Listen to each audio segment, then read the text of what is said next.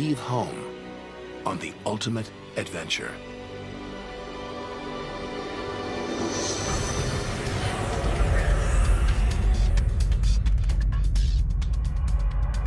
To discover wonders,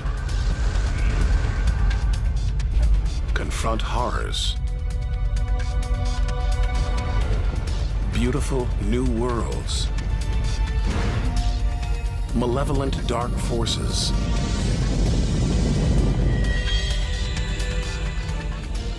the beginning of time, the moment of creation. Would we have the courage to see it through? Or would we run for home? There's only one way to find out.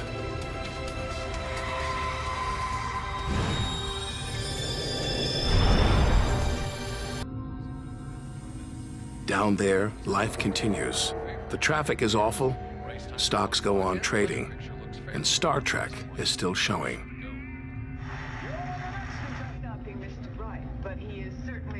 The Blue Jays will be without starter Jim Clancy for a couple of weeks.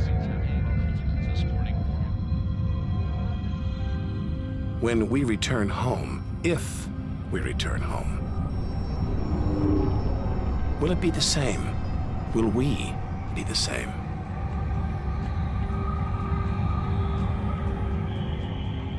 We have to leave all this behind, to dip our toes into the vast dark ocean, on to the moon.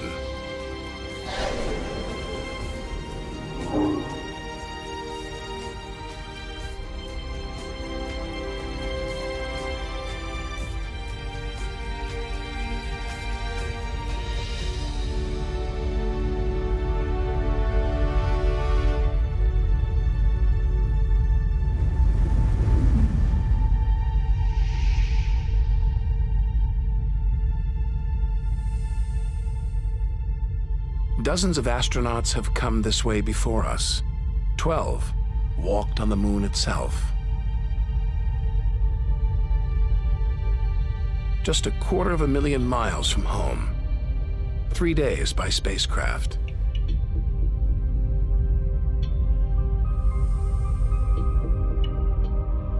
Barren.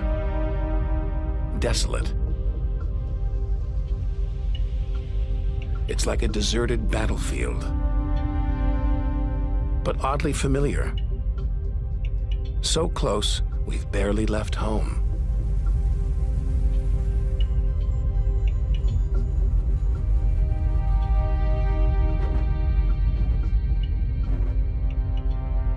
Neil Armstrong's first footprints.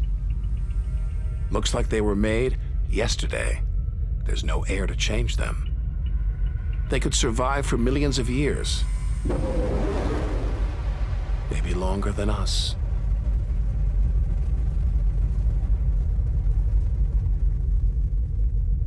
Our time is limited. We need to take our own giant leap. 1 million miles, 5 million, 20 million miles. We're far beyond where any human has ever ventured. Out of the darkness, a friendly face. The goddess of love, Venus. The morning star, the evening star. She can welcome the new day in the east, say goodnight in the west.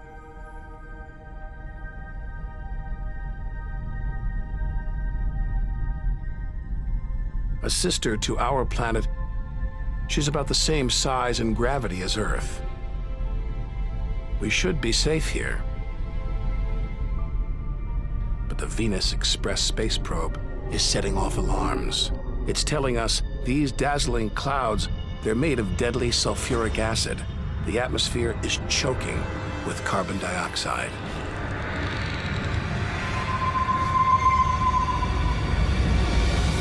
Never expected this. Venus is one angry goddess. The air is noxious, the pressure unbearable.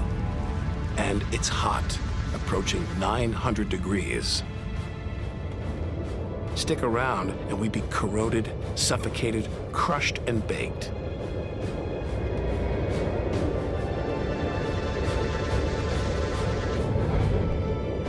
Nothing can survive here.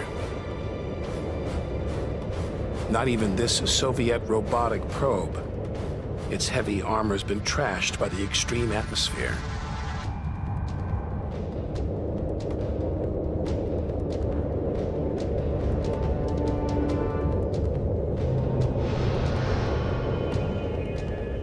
So lovely from Earth. Up close, this goddess is hideous.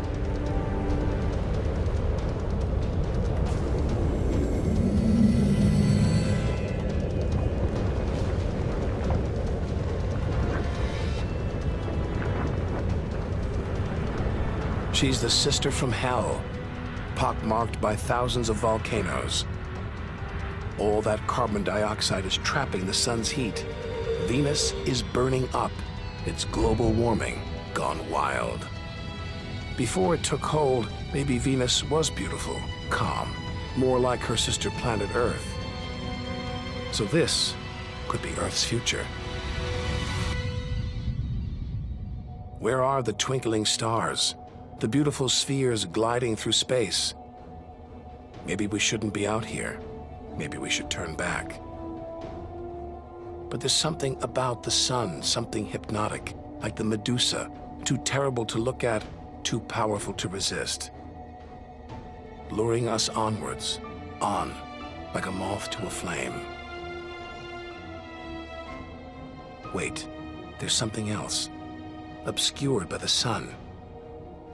It must be Mercury. Get too close to the sun, this is what happens. Temperatures swing wildly here. At night, it's minus 275 degrees. Come midday, it's 800 plus. Burnt, then frozen.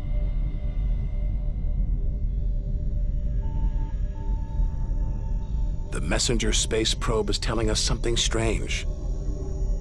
For its size, Mercury has a powerful gravitational pull. It's a huge ball of iron, covered with a thin veneer of rock, the core of what was once a much larger planet. So where's the rest of it? Maybe a stray planet slammed into Mercury, blasting away its outer layers in a deadly game of cosmic pinball. Whole worlds, on the loose, careening wildly across the cosmos, destroying anything in their path, and we're in the middle of it. Vulnerable, exposed, small. Everything is telling us to turn back. But who could defy this? The sun, in all its mesmerizing splendor.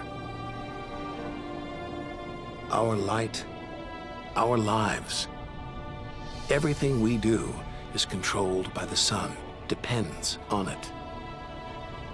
It's the Greek god Helios driving his chariot across the sky. The Egyptian god Ra, reborn every day. The summer solstice sun rising at Stonehenge. For millions of years, this was as close as it got to staring into the face of God.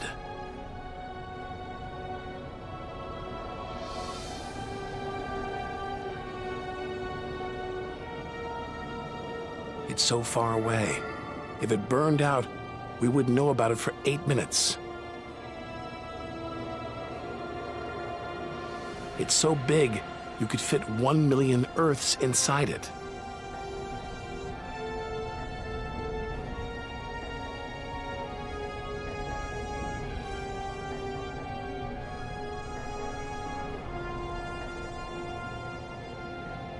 But who needs numbers?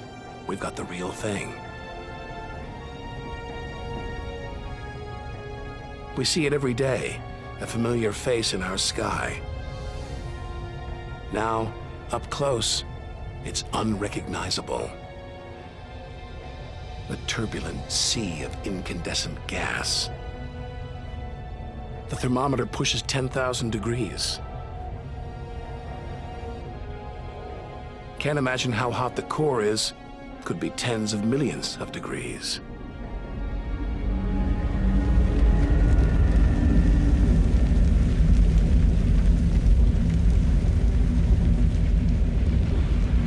Hot enough to transform millions of tons of matter into energy every second. More than all the energy ever made by mankind.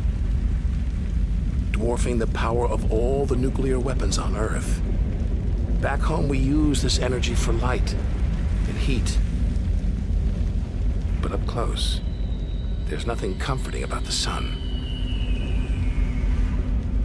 Its electrical and magnetic forces erupt in giant molten gas loops. Some are larger than a dozen Earths, more powerful than 10 million volcanoes.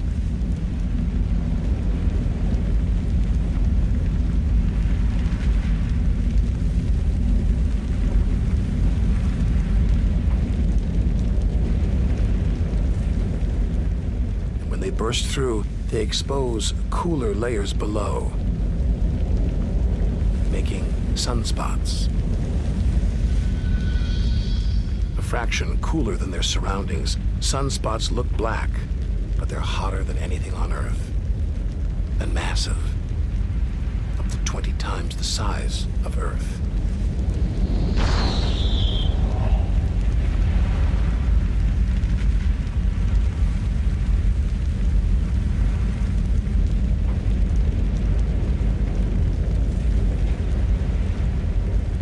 But one day, all this will stop. The sun's fuel will be spent.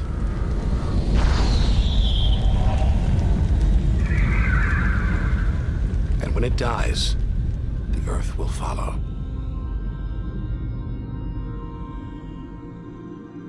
This God creates life, destroys it, and demands we keep our distance.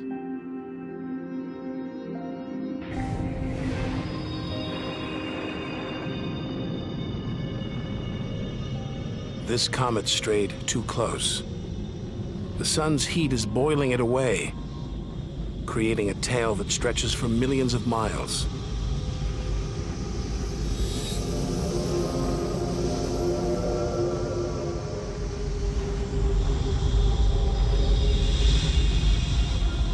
It's freezing it here. There's no doubt where this comet's from, the icy wastes of deep space. But all this steam, geysers and dust, it's the sun again, melting the comet's frozen heart. Strange, a kind of vast, dirty snowball covered in grimy tar. Tiny grains of what looks like organic material preserved on ice since who knows when. Maybe even the beginning of the solar system. Say a comet like this crashed into the young Earth billions of years ago. Maybe it delivered organic material and water, the raw ingredients of life. It may even have sown the seeds of life on Earth that evolved into you and me.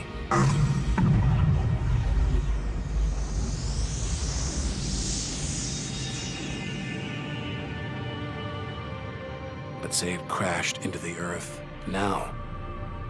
Think of the dinosaurs, wiped out by a comet or asteroid strike. It's only a question of time. Eventually, one day, we'll go the way of the dinosaurs.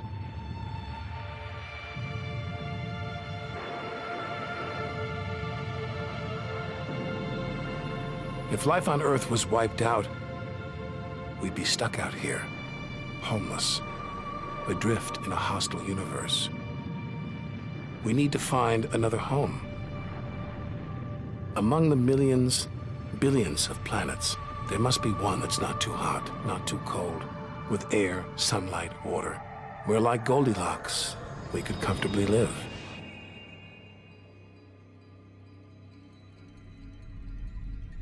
The Red Planet. Unmistakably, Mars. For centuries, we've looked